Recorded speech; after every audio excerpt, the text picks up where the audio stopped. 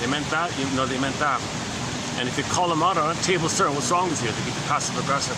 So they've got this now you see me, now you don't catch if you can't thing going on in the mind. So they can always dodge and make you admire them, make you impress them. Lots of tricks to do it.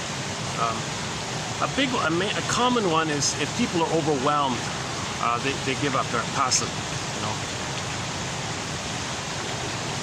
So if they shout or something, people feel passive. Oh, you win. I'm confused. What do you want? Oh, good. You're confused, and you're saying what I want. I'm the superior. So they always got to one up for them.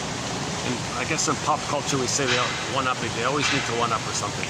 They can't do mutuality. They can't do person to person. They're in survival battle with the nipple, with the breast.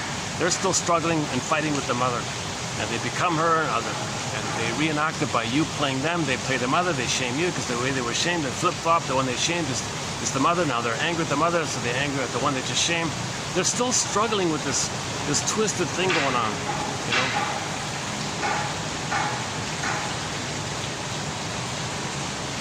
You got to interpret this kind of stuff.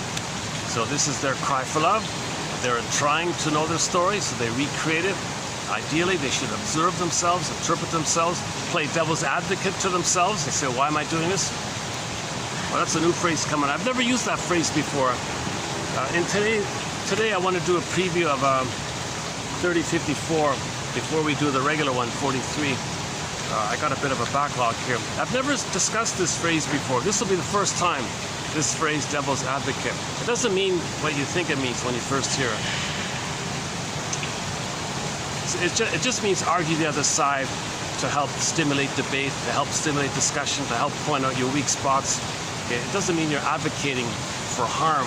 You're just playing the other side of the argument to help you find your blind spots, to help you find to be improved or something like that. So we can play devil's advocate to ourselves. So the narcissist really should try to play devil's advocate to themselves. Yeah, if they, no, they can't. They can't do self-awareness. It's too triggering.